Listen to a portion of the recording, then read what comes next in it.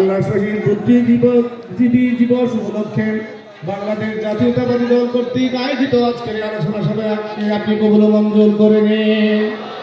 আর রব্বুল আলামিন স্বাধীনতার যুদ্ধ থেকে শুরু করে এই পর্যন্ত যারা গণতন্ত্রের জন্য দেশের জন্য নিহত হয়েছে, আল্লাহ সকলকে আপনি শহীদ হিসেবে কবুল ও মঞ্জুর করে নিন। আর রব্বুল আলামিন খাস করে মহান স্বাধীনতার ঘোষক শহীদ রাষ্ট্রপতি জিয়াউর রহমানকে আপনি জান্নাতবাসী করে দিন। তার পরিবার টুকরা আরাফাত রহমান কুকু বনানের গোরস্থানে শায়িত আছে, মেহেরবানি করে আরাফাত রহমান কুকু ভাইকে আপনি জান্নাতবাসী করে দিন।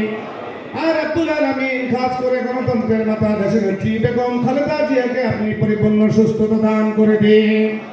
আর রব্বুল আলামিন খাস করে আমাদের নেতা বিএনপির ভারপ্রাপ্ত চেয়ারম্যান ৮০০০ কিলোমিটার দূর থেকে দেশ এবং জাতির জন্য নির্লসভাবে কাজ করে যাচ্ছেন, আমাদের নেতাকে দেশে এসে বাবার মতো মায়ের মতো দেশের খেদমত করার মতো তৌফিক দান করে দিন।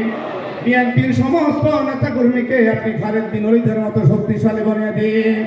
এই দেশে গণতন্ত্র প্রতিষ্ঠার জন্য বিএনপি যেন অগ্রণী ভূমিকা রাখতে পারে সেই তৌফিক দান করে দিন। সুবহান রাব্বিকা রাব্বিল ইজ্জাতি আম্মা ইয়াসিফুন ওয়া সালামুন আলাল মুরসালিন ওয়ালহামদুলিল্লাহি রাব্বিল আলামিন। বিহাক্কি লা ইলাহা ইল্লাল্লাহু মুহাম্মাদুর রাসূলুল্লাহ। আসসালামু আলাইকুম ওয়া রাহমাতুল্লাহ।